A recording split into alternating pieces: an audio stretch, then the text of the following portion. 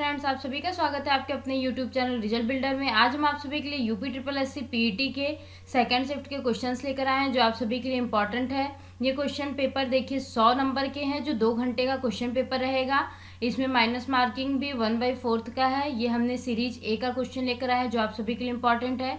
आप सभी चैनल पर अगर नए हैं तो सबसे पहले चैनल को सब्सक्राइब कर दे, अपने फ्रेंड्स के साथ शेयर कर दे और बेल आइकन प्रेस करना ना भूले जिससे आपको सभी अपडेट मिलते रहें। आइए हम क्वेश्चन पेपर को शुरू करते हैं। आप सभी देखिएगा, एग्जाम के दृष्टिकोण को देखते हुए मैंने क्वेश्चन पेपर आप सभी के लिए तैयार किया है।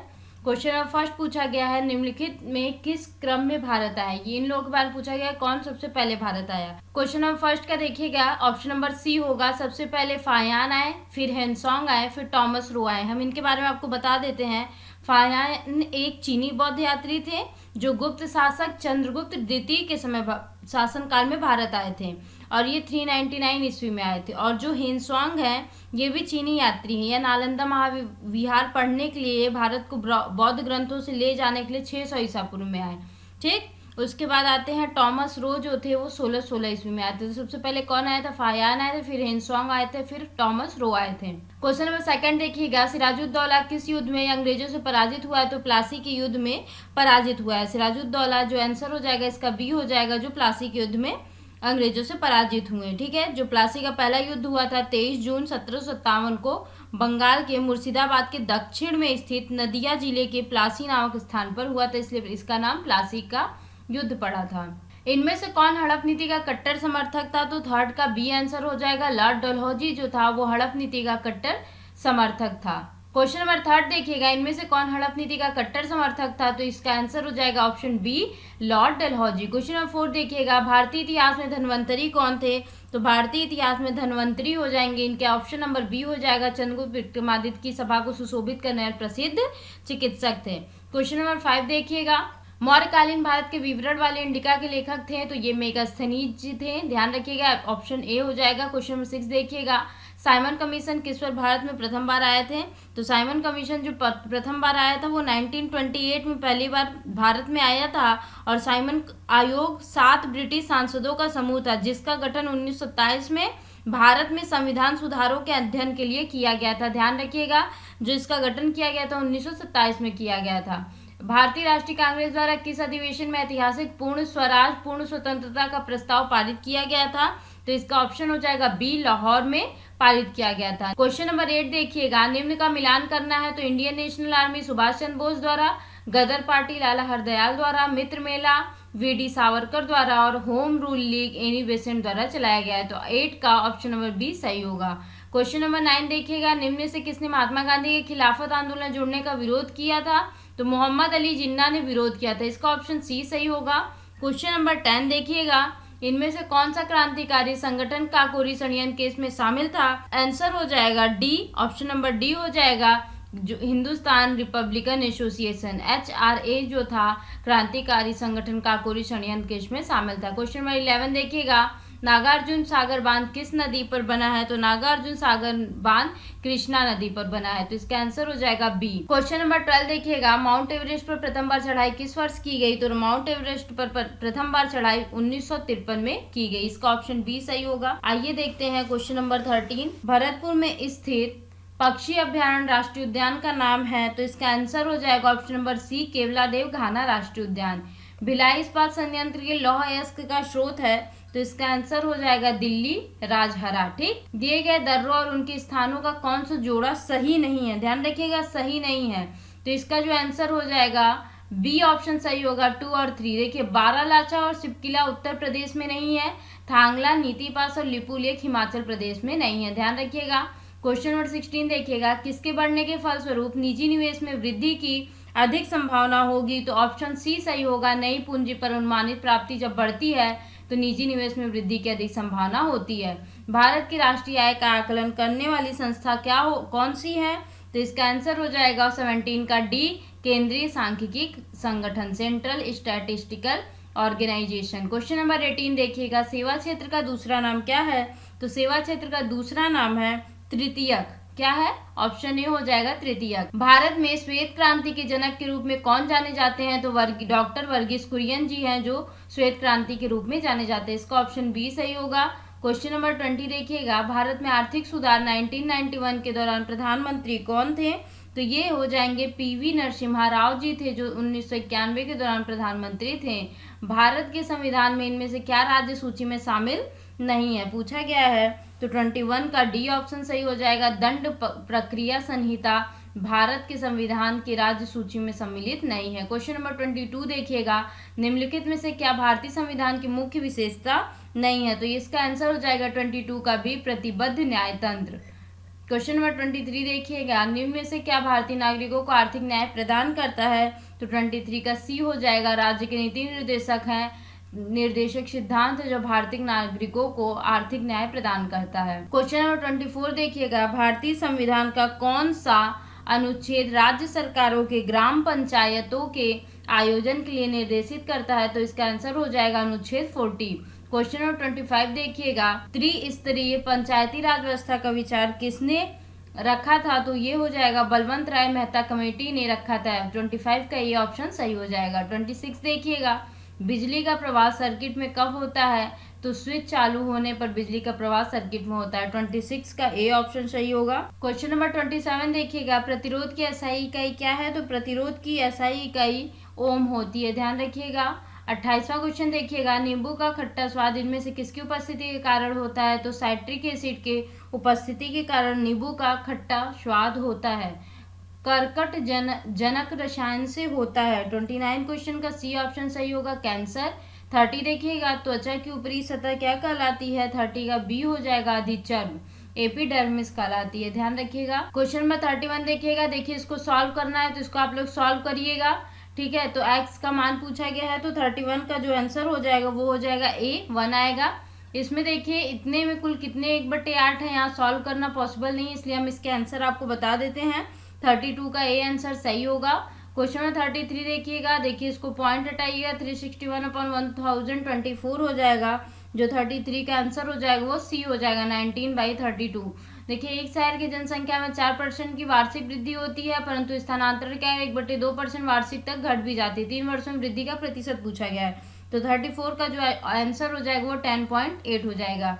क्वेश्चन नंबर 35 देखिएगा, 13 परिणामों का औसत 68 है, पहले 7 का औसत आप सबसे पहले 7 का निकाल लेंगे औसत, फिर उसके बाद आखिरी 7 का निकालेंगे, दोनों को ऐड करेंगे और 13 परिणामों का जो निकालेंगे और जो 14 का आएगा उसमें से एक मतलब 13 परिणामों का औसत माइनस कर देंगे तो आपका आंसर आ जाएगा। जो आपका आंसर आएगा वो आएगा 47, तो इसका आंसर हो जाएगा ए।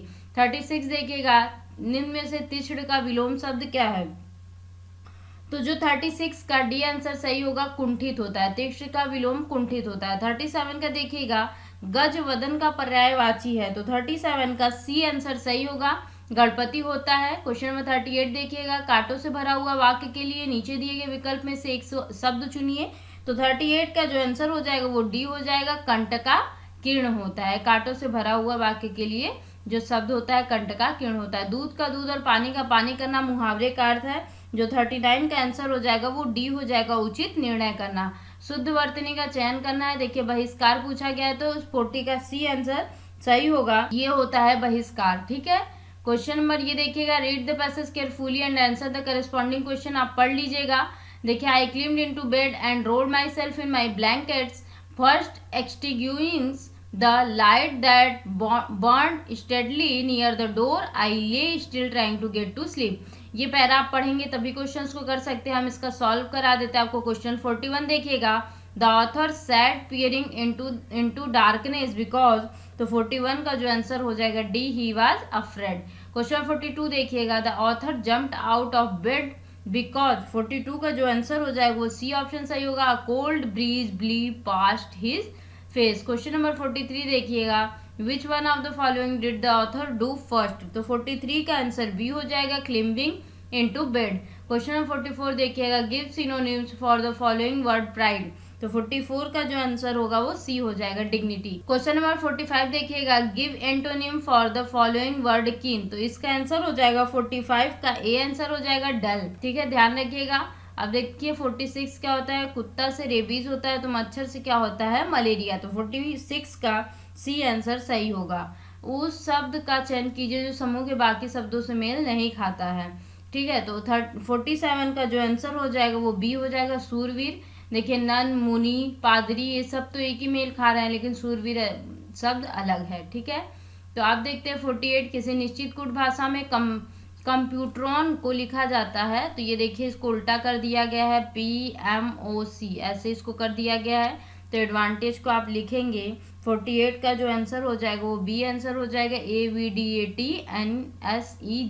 48 का बी ऑप्शन सही होगा। 49 देखिएगा, एक आदमी ने एक महिला से कहा तुम्हारी माँ के पति की बहन मेरी बुआ है, वह महिला उस आदमी से किस प्रकार संबंधित है। तो 49 का डी ऑप्शन सही होगा, बहन से, बहन होगा इसका संबंध। 50 क्वेश्चन देखिएगा, 18 फरवरी 2005 को शुक्रवार है, तो 18 फरवरी 2007 को कौन सा दिन होगा। तो 50 का जो आंसर हो जाएगा वो ए हो जाएगा, रविवार होगा।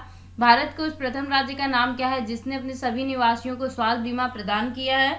तो 51 का आंसर सी हो जाएगा, राजस्थान है। आरबीआई ने 22 जुलाई 2021 से किस भुगतान तंत्र को नए कार्ड जारी करने प्रतिबंध लगा दिया है। तो जो 52 का आंसर हो जाएगा वो ए होगा, मास्टर कार्ड पर।